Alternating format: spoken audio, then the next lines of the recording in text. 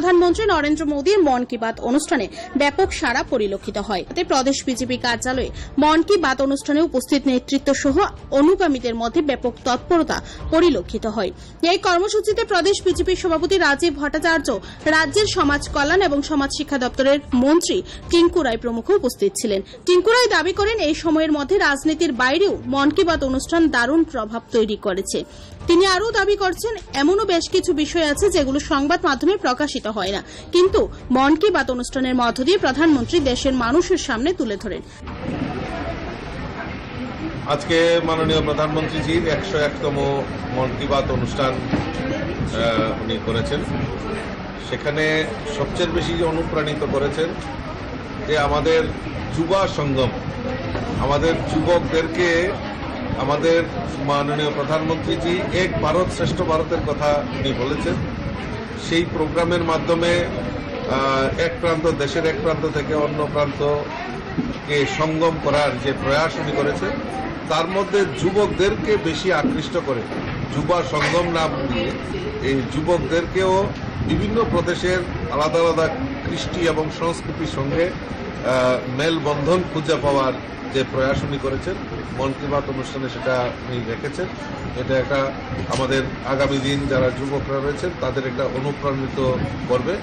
পাশাপাশি জল সংরক্ষণ সম্পর্কে উনি আমাদেরকে অনুধাবন করেছেন।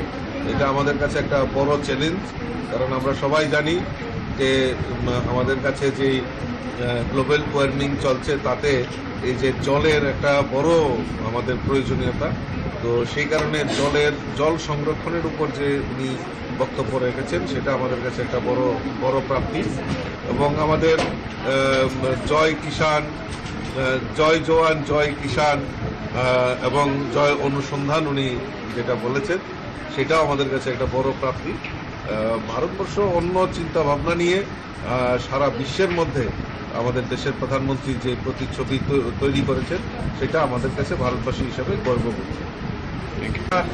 অন্য ধরনের কার্যক্রম, রাজনৈতিক কার্যক্রমের বাইরে যেটা ইনোভেটিভ আইডিয়া, অনেক মানুষ তাদের নিজেদের উদ্যোগে স্বনির্ভর হচ্ছে, সেগুলো মন কি বাতের মাধ্যমে উঠে আসছে। এরকম অনেক অজানা তথ্য যেগুলো সংবাদ মাধ্যম বা এমনিতে যেগুলো প্রকাশ পায় না, মন কি বাতের মাধ্যমে প্রধানমন্ত্রী দ্বারা সেগুলো আমরা সাধারণ মানুষ যারা বিভিন্ন প্রান্তের দ্বারা সেটা আমরা দেখি এবং সেটাকে নিজের জীবনেও আমরা যেন নিতে পারি, তার জন্য একটা অন্য ধরনের কার্যক্রম।